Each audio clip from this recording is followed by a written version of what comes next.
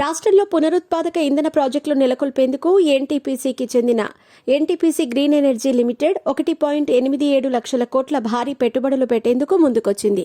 ఈ మేరకు గురువారం సచివాలయంలో సీఎం చంద్రబాబు సమక్షంలో రాష్ట్రానికి చెందిన నూతన పునరుత్పాదక ఇంధన వనరుల అభివృద్ధి సంస్థ ఎన్టీపీసీ గ్రీన్ ఎనర్జీ లిమిటెడ్ ఎన్టీఈఎల్ మధ్య ఒప్పందం కుదిరింది.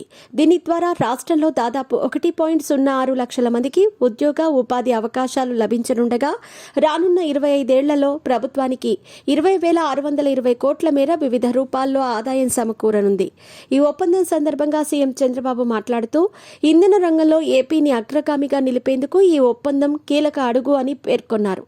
సౌర, పవన, pumped storage, green hydrogen, green ammonia వంటి పునరుత్పాదక విద్యుత్ రంగ ప్రాజెక్టులను ప్రోత్సహించేందుకు రాష్ట్ర ప్రభుత్వం ఎప్పుడూ ముందుంటుందని తెలిపారు. భవిష్యత్ అంతా పునరుత్పాదక విద్యుత్ రంగానిదేనన్నారు. ఈ ప్రాజెక్టు మొదటి దశ 2027 ఏప్రిల్ నాటికి పూర్తి చేయాలని లక్ష్యాన్ని నిర్దేశించారు. ఇంటిగ్రేటెడ్ క్లీన్ ఎనర్జీ పాలసీలో భాగంగా 5 ఏళ్లలో 78.50 గిగావాట్ల సౌరశక్తి, 35 గిగావాట్ల పవనశక్తి, 22 గిగావాట్ల పంప్డ్ స్టోరేజ్, 1.50 ఎంఎంటీపీఏ గ్రీన్ హైడ్రోజన్ ఉత్పత్తి సాధించాలని లక్ష్యంగా పెట్టుకున్నామని వెల్లడించారు. దీనివల్ల రాష్ట్ర ఇంధన అవసరాలు తీరటమే కాకుండా రాష్ట్రానికి భారీగా ఆదాయం సమకూరుతుందని చెప్పారు.